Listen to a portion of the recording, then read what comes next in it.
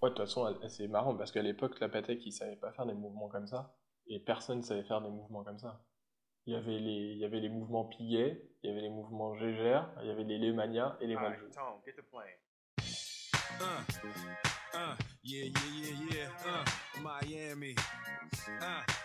South Beach. Bringing the Alors, heat. c'est deux montres, en effet, tout à fait exceptionnelles, descendantes de la 3940 et descendantes de la 3970. J'ai celle-ci qui a un calendrier perpétuel, référence 5140G en or blanc de 2008. Après, on a celle-ci qui a un calendrier perpétuel chronographe, référence 5970G en or blanc. C'est une montre assez compliquée, donc ça fait partie de la collection Grande Complication chez Patek, c'est-à-dire les montres les plus compliquées de toute leur gamme.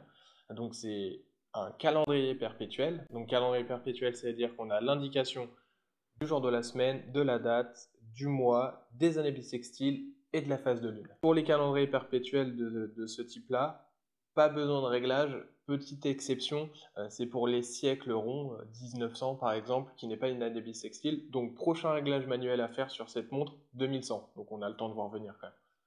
Alors, c'est la digne héritière de la 3970. Elle partage d'ailleurs exactement le mouvement basé sur le Lemania. Les dernières générations de Patek d'ailleurs basées sur le Mania.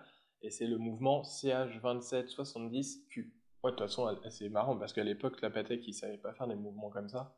Et personne ne savait faire des mouvements comme ça. Il y avait les mouvements Piguet, il y avait les mouvements Gégère, il y avait les Lemania et les Valjoux.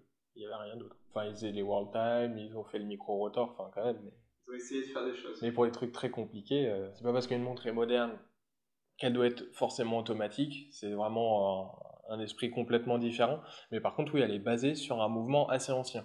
C'est d'ailleurs une icône parce que c'est la dernière Patek Philippe de cette complication basée sur un mouvement Lemania. C'est pour ça que les gens l'adorent, c'est pour ça qu'elle est iconique. Ah là, on est complètement dans le néo-vintage. J'ai même envie de dire, c'est la génération après le néo-vintage. On est vraiment dans les années, milieu des années 2000. Bah ouais, ça serait pas vraiment une réédition, parce que c'est vraiment un modèle original, c'est l'évolution de la 3370, qui était un modèle qui le précède, donc il y a pas beaucoup d'écart, c'est juste une génération après. Mais non, c'est pas une montre néo-vintage, c'est pas une montre hommage, c'est vraiment une descendante d'une génération bien particulière de Patek. Cette montre, elle n'est plus produite, elle a été remplacée par la 5270. Après, c'est une toute petite production de 2004 à 2010. Et c'est à comparer par rapport à la 3970, sa grande sœur, qui a été produite de 86 à 2004. Donc il y a une durée de vie beaucoup plus grande avec plusieurs séries différentes. Celle-ci, c'est une seule série. Il y a à peine plus de 3970 par rapport à cette référence, malgré sa durée de production bien plus grande. Parce qu'au début, les premières années, c'était quelques dizaines, quelques centaines d'exemplaires qui étaient produits uniquement. C'était quand même malgré son renom, c'est des toutes petites productions, c'est des montres très compliquées. Alors, comme la 3970, cette montre a été produite uniquement en métaux précieux, donc celle-ci en or blanc, mais on connaît aussi les modèles en or jaune, en or rose, ainsi qu'en platine. Alors en effet, celle-là, on a une montre en or blanc. Après, en platine, il y a toujours la petite coquetterie de chez Patek Philippe, c'est-à-dire d'ajouter un diamant au boîtier à 6 heures, comme on trouve sur celle-ci ici.